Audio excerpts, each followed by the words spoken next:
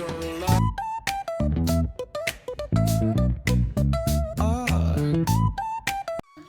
Everyone, ಎಲ್ಲರಿಗೂ ನಮಸ್ಕಾರ.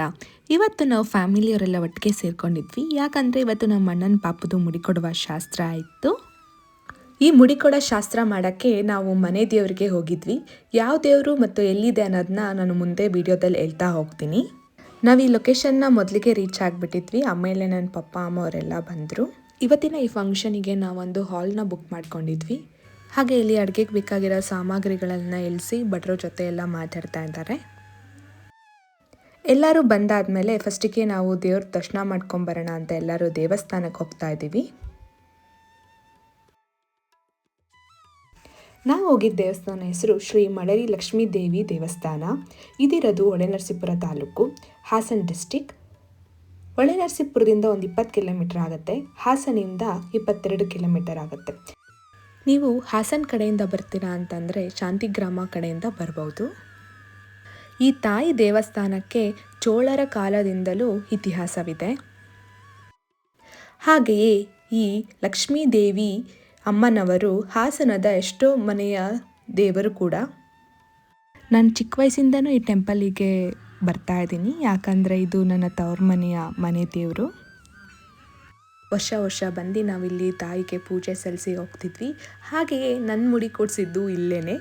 ಈ ವರ್ಷ ಎಕ್ಸ್ಟ್ರಾ ಸ್ಪೆಷಲ್ ಅಂತಲೇ ಹೇಳ್ಬೋದು, ಯಾಕಂದರೆ ನಮ್ಮ ಅಣ್ಣನ ಪಾಪುದು ಮುಡಿ ಕೊಡ್ಸೋಕ್ಕೆ ಬಂದಿದ್ದೀವಿ. ಇವಾಗ ನಾವಿಲ್ಲಿ ಎಲ್ಲರೂ ಸೇರಿ ಪೂಜೆಗೆ ರೆಡಿ ಮಾಡ್ಕೊತಾ ಇದ್ವಿ. ನೋಡ್ತಾ ಇರ್ಬೋದಲ್ವ, ಮಡ್ಲಕ್ಕಿ, ಆಮೇಲೆ ರಸಾಯನ, ಮೊಸರನ್ನ ಎಲ್ಲನೂ ಕೂಡ ರೆಡಿ ಮಾಡಿಟ್ಕೊಂಡು ದರ್ಶನಕ್ಕೋಸ್ಕರ ರೆಡಿಯಾಗಿದ್ದೀವಿ. ಹಾಗೂ ನಮ್ಮ ಮಳಲಿಯಮ್ಮ ತಾಯಿಯ ಒಕ್ಕಲು ತುಂಬಾ ದೊಡ್ಡದು ಅಂತಲೇ ಹೇಳ್ಬೋದು. ಹಾಸನ ಅಂತ ಅಲ್ಲ, ಸುತ್ತಮುತ್ತಲಿನ ಸ್ಟೇಟಿಂದನೂ ಸಹ ಈ ದೇವಸ್ಥಾನಕ್ಕೆ ಭಕ್ತಾದಿಗಳು ಬರ್ತಾರೆ. ಇವಾಗ ನಾವಿಲ್ಲಿ ಪ್ರದಕ್ಷಿಣೆ ಹಾಕ್ಕೊಂಡು ಗರ್ಭಗುಡಿ ಒಳಗಡೆ ಹೋಗ್ತಾ ಇದ್ದೀವಿ. ತಾಯಿಯ ಮಹಿಮೆ ತುಂಬಾ ಅಪಾರ ಅಂತಲೇ ಹೇಳ್ಬೋದು. ಕಷ್ಟ ಅಂತ ಬಂದರೆ ತಾಯಿ ಯಾವಾಗ್ಲೂ ಕಾಪಾಡ್ತಾರೆ. ಹಾಗೆಯೇ ಈ ದೇವಿಯನ್ನು ಆರಾಧನೆ ಮಾಡುವವರು ಮನೆಯಲ್ಲಿ ಏನಾದರೂ ಶುಭ ಕಾರ್ಯ ಇದ್ದರೆ ಫಸ್ಟಿಗೆ ಬಂದು ಇಲ್ಲಿ ಪೂಜೆ ಮಾಡಿ ನಂತರ ಶುಭ ಕಾರ್ಯವನ್ನು ಆರಂಭಿಸ್ತಾರೆ. ನಮ್ಮ ಪಾಪು ಈಗ ಅವಳಿಬ್ಬರು ತಾತನ ಜೊತೆ ಇದ್ದಾಳೆ, ಮಾತಾಡಿಸ್ತಾ ಇದ್ದಾರೆ ಅವಳನ್ನ. ಅವಳು ಗರ್ಭಗುಡಿ ಒಳಗಡೆ ಎಲ್ಲ ನೋಡ್ತಾ ಇದ್ದಾಳೆ. ನಮ್ಮ ಮನೆಯಲ್ಲೂ ಅಷ್ಟೇ, ನಮ್ಮ ಅಣ್ಣನ ಮದುವೆ ಆಗಿರ್ಬೋದು ಅಥವಾ ನನ್ನ ಮದುವೆ ಆಗಿರ್ಬೋದು, ಫಸ್ಟಿಗೆ ನಾವು ಬಂದು ಇಲ್ಲಿ ದೇವಿಗೆ ಪೂಜೆ ಸಲ್ಲಿಸಿ ನೆಕ್ಸ್ಟು ಏನೇ ಶುಭ ಕಾರ್ಯ ಇದ್ರೂ ನಾವು ಆರಂಭಿಸ್ತೀವಿ. ಈಗ ದೇವಿಗೆ ಮಂಗಳಾರತಿ ಮಾಡ್ತಾ ಇದ್ದಾರೆ. ನಾವು ತಂದಿದ್ದ ಪೂಜೆ ಸಾಮಾನೆಲ್ಲ ಕೊಟ್ಟು ಅಮ್ಮಂಗೆ ಇಲ್ಲಿ ನಾವು ಪೂಜೆ ಮಾಡಿಸಿದ್ವಿ.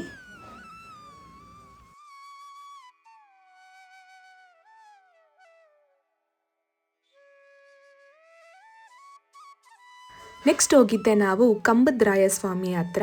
ಈ ಕಂಬದರಾಯ ಸ್ವಾಮಿ ಇರೋದು ತಾಯಿಯ ಗರ್ಭಗುಡಿಯ ಆಪೋಸಿಟ್ ಡೈರೆಕ್ಷನಲ್ಲಿ ಈ ಕಂಬದರಾಯ ಸ್ವಾಮಿ ಇರ್ತಾರೆ. ಈ ಕಂಬದರಾಯ ಸ್ವಾಮಿಯು ನಮ್ಮ ಮಳಲಿ ಅಮ್ಮನ ಪತಿಯಾದ ಲಕ್ಷ್ಮೀ ನರಸಿಂಹಸ್ವಾಮಿ ಅವರ ತಮ್ಮ, ಅಂದರೆ ಮಳಲಿ ಲಕ್ಷ್ಮೀ ದೇವಿಯ ಮೈದ್ನ. ನಾವೀ ಕಂಬದರಾಯ ಸ್ವಾಮಿಗೆ ಯಾವುದೇ ತರಹ ನಾನ್ ವೆಜ್ ಅನ್ನು ಕೊಡಲ್ಲ. ಇಲ್ಲಿ ನೈವೇದ್ಯಕ್ಕಾಗಿ ಮೊಸರನ್ನ ಮತ್ತು ರಸಾಯನ ಕೊಡ್ತೀವಿ. ಹಾಗೆಯೇ ನಾವು ತಂದಿದ್ದ ಮೊಸರನ್ನ ಮತ್ತು ರಸಾಯನ ಕೊಟ್ಟು ಸ್ವಾಮಿಗೆ ಪೂಜೆ ಮಾಡಿಸ್ಕೊಂಡು ನೆಕ್ಸ್ಟ್ ನಾವು ಹೋಗಿದ್ದೆ ನಮ್ಮ ಪಾಪು ಮುಡಿ ಕೊಡ್ಸೋಕ್ಕೆ. ಮುಡಿ ಕೊಡೋ ಜಾಗನೂ ಕೂಡ ದೇವಸ್ಥಾನದ ಆವರಣದೊಳಗಡೆನೇ ಇರುತ್ತೆ. ನೋಡ್ತಾ ಇದ್ದೀರಾ ಅಲ್ವಾ, ಇದೇ ಮುಡಿ ಕೊಡುವ ಜಾಗ. ಪಾಪುಗೆ ಮುಡಿ ಕೊಡೋಕ್ಕಿಂತ ಮುಂಚೆ ನಾವೆಲ್ಲ ಒಂದು ಚಿಕ್ಕದಾಗಿ ಫೋಟೋಶೂಟ್ ಎಲ್ಲ ಮಾಡ್ಕೊಂಡ್ವಿ. ಮತ್ತು ಹೇಗೆ ಮುಡಿ ಕೊಟ್ಟರು ಅನ್ನೋ ವಿಡಿಯೋ ಎಲ್ಲ ಇಲ್ಲಿದೆ. ಮುಗಿಲು ಬೆಳ್ಮುಗಿಲು ನನ್ನ ಈ ಮಗಳು ದೇವರಿಗಿಂತ ಮಿಗಿಲು, ಬೊಗಸೆ ಗಾತ್ರದ ಚಂದ್ರವಳ ನೆರಳು, ಕಣ್ಣಲೇ ಇದೆ ಹೊಂಬಿಸಿಲು, ಉಸಿರಿ ಇಲ್ಲಿ ಲಾಲಿ ಅಪ್ಪುಗೆಯ ತೂಗು ಜೋಲಿ, ಬದುಕಿನಲ್ಲಿ ಅವಳೇ ಭರವಸೆಯ ಹೋಳಿ, ಮರವಾದ ಬೆದ ಬೆಳಲು ಗರಿಯ ಹತ್ತಿದ ನವಿಲು, ನನ್ನ ಹಗಲ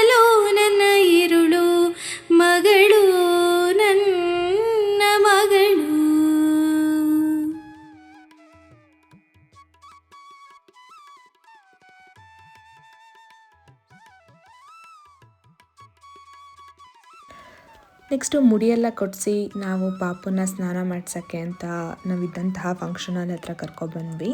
ನೋಡ್ತಾ ಇದ್ದೀರಲ್ವ, ಇಲ್ಲೆಲ್ಲರೂ ಸೇರಿಕೊಂಡು ಸ್ನಾನ ಮಾಡಿಸ್ತಾ ಇದ್ದೀವಿ.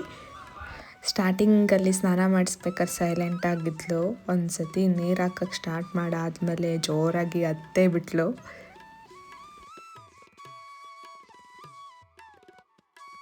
ಪಾಪು ಸ್ನಾನ ಎಲ್ಲ ಆದಮೇಲೆ ಇಲ್ಲಿ ಅವಳನ್ನ ನೀಟಾಗಿ ರೆಡಿ ಮಾಡಿ ಎಲ್ಲರೂ ಅವಳನ್ನ ತೆಗಾಡ್ಸೋಕ್ಕೆ ಟ್ರೈ ಮಾಡ್ತಾ ಇದ್ದಾರೆ. ನಾವು ಫಂಕ್ಷನ್ ಹಾಲಿಗೆ ಬರೋಷ್ಟೊತ್ತಿಗೆ ನಮ್ಮ ರಿಲೇಟಿವ್ಸ್ ಎಲ್ಲ ಬಂದಿದ್ರು. ಸೊ ಎಲ್ಲರೂ ಕುತ್ಕೊಂಡು ಇಲ್ಲಿ ಮಾತಾಡ್ತಾ ಇದ್ದೀವಿ. ರಿಲೇಟಿವ್ಸ್ ಎಲ್ಲರೂ ಸೇರಿ ಅವ್ರ ಮಕ್ಕಳು ಕೂಡ ಎಲ್ಲರೂ ಬಂದಿದ್ರು. ಇವ್ರು ನೋಡಿ ಫಂಕ್ಷನ್ ಮಾಡ್ತಾರೆ ಇವರೇ. ಇವರು ಮಡಿಕೇರಿಯವರು, ಇವರು ಮೈಸೂರವರು, ಇವರು ಪಕ್ಕ ಕೂರ್ಗವರು. ಇವರೇ ನೋಡಿ ಈ ಅಕೌಂಟ್ ಓನರ್. ಪ್ರೀತನ್ ಹಾಯ್ ಮಾಡಿ. ಇವರೇ ನೋಡಿ. ನೈಸ್ ನೈಸ್ ಮಾವ ಹಾಯ್. ನನ್ನ ಕಸಿನ್ ಎಲ್ಲರನ್ನೂ ಮಾತಾಡಿಸ್ಕೊಂಡು ವಿಡಿಯೋ ಮಾಡ್ತಾ ಇದ್ಲು. ಹಾಗೆ ಮಕ್ಕಳ ಜೊತೆ ಹಂಗೆ ಮಾತಾಡ್ತಾ ಇರಬೇಕಾದ್ರೆ ಅವರು ರೀಲ್ಸಲ್ಲಿ ಬರೋ ಸಾಂಗ್ಸ್ಗಳನ್ನೆಲ್ಲ ಹೇಳ್ತಾ ಇದ್ರು. ಅದನ್ನು ನಾನು ಹಾಗೆ ಒಂದು ಕ್ಯಾಪ್ಚರ್ ಮಾಡಿಕೊಂಡೆ.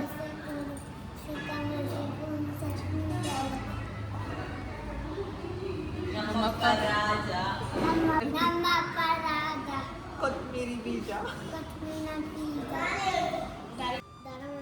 ದೋಸೆ ಕೊಡು, ಚಟ್ನಿ ಕೊಡು, ನಮ್ಮಪ್ಪ ರಾಜ, ಕೊತ್ಮೀರ ಬೀಜ, ಸಾರಿದೆ ಸೊಪ್ಪು, ನಿಮ್ಮಿಬ್ರು ಮಾದ ತಪ್ಪು.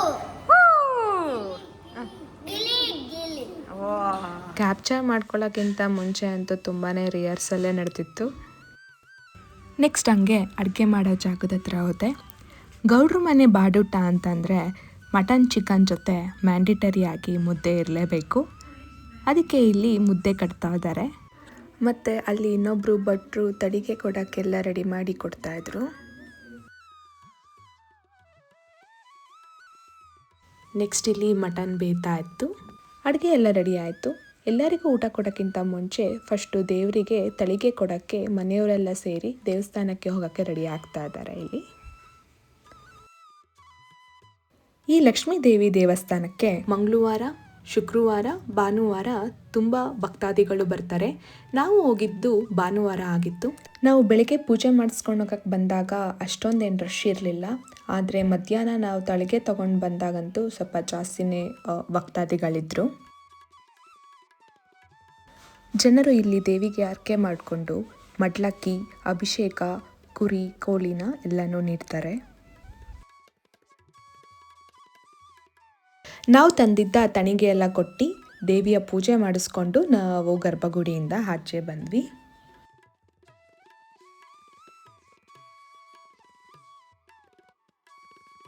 ನೆಕ್ಸ್ಟು ತಳಿಗೆ ಪೂಜೆ ಎಲ್ಲ ಮಾಡಿಸ್ಕೊಂಡು ಬಂದಾದಮೇಲೆ ಎಲ್ಲರಿಗೂ ಸಹ ಊಟವನ್ನು ಕೊಟ್ಟರು.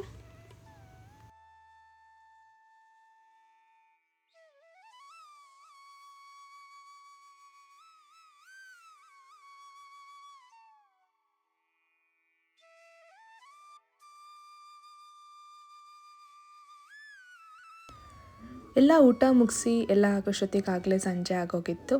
ತುಂಬ ದೂರದಿಂದ ಬಂದಿರೋರೆಲ್ಲ ವಾಪಸ್ಸು ಮನೆಗೆ ಹೋಗೋಕ್ಕೆ ರಿಟರ್ನ್ ಆಗ್ತಾಯಿದ್ರು. ನಾವು ಒಬ್ಬೊಬ್ಬರಾಗೆ ಎಲ್ಲರನ್ನೂ ಕಳಿಸ್ಕೊಡ್ತಾ ಇದ್ವಿ ಬಾಯ್ ಮಾಡಿ.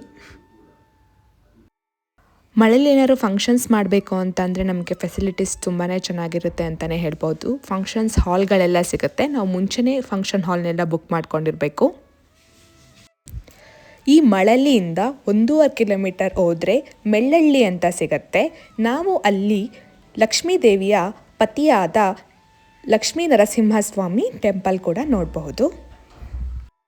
ಹೀಗೆ ಎಲ್ಲರನ್ನೂ ಕಳಿಸ್ಕೊಟ್ಟು ಆಮೇಲೆ ನಾವು ಹೊರಟ್ವಿ.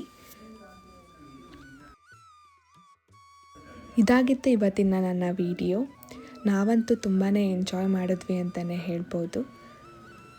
ಇದೇ ಥರ ವೀಡಿಯೋಗಾಗಿ ಬಿಂದ್ಯಾ ಎನ್ ಗೌಡ ಯೂಟ್ಯೂಬ್ ಚಾನಲ್ನ ಸಬ್ಸ್ಕ್ರೈಬ್ ಮಾಡಿ, ಫಾಲೋ ಮಾಡಿ, ಸಪೋರ್ಟ್ ಮಾಡಿ.